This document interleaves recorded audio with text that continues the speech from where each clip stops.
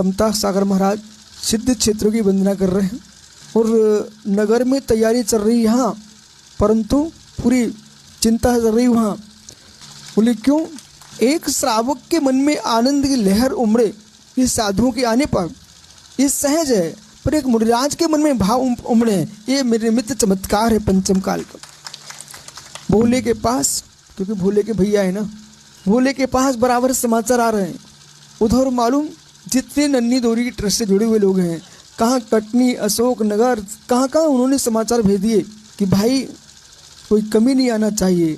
पर सत्य है या श्रद्धा होती है वहाँ कोई कमी नहीं होती है। उनकी भावना कितनी प्रशस्त है कि बार बार समाचार ले रहे हैं कि संघ का प्रवेश अच्छे होना चाहिए, अगवानी अच्छी होना चाहिए। मित्र जो साधु की अगवानी की चिंता कर रहा है उसे सौतरंद्र अगवानी करने आते हैं। 2 मंदिर, और देखो दोनों महाराजों के घर के मंदिर। पहले मंदिर पारसनाथ मंदिर, बोले महाराज जी स्वभाव सागर महाराज जी का मंदिर है। बोले इधर है, बोले महाराज जी समता समाधि मंदिर है।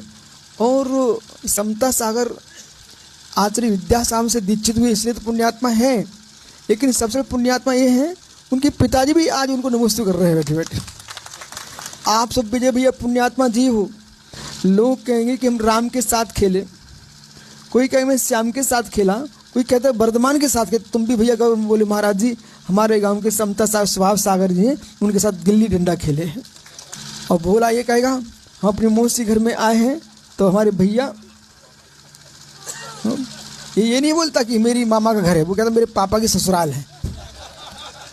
दादा राजा राम जी, आप तो ऐसी भावना भाव कि आचार्य विद्यासागर महाराज जी ने अपने माता पिता सबको धर्म में लगा दिया। अपने बड़े भाई को भी जाते जाते, पहला भाई समय सागर, तो मित्र वे छोटे से तो बड़े महाराज बन गए, और उत्कर्ष सागर सबसे बड़े थे, सबसे छोटे महाराज बन गए। पर उन्होंने क्या किया, अपना बड़ा भी प्रारंभ किया। प्रथम मंगल अपने भाई से किया और अंतिम मंगल अपने भाई से किया। तो आप भी अब समता सागर निरापक हो गए हैं। जब भी समाधि की भावना आए तो ये कपड़ा बांध के नहीं जाना है, लंगोटी लगा के भी नहीं जाना है, पिच्ची का मंडल लेकर के दिगंबर मुनि बन के जाना है।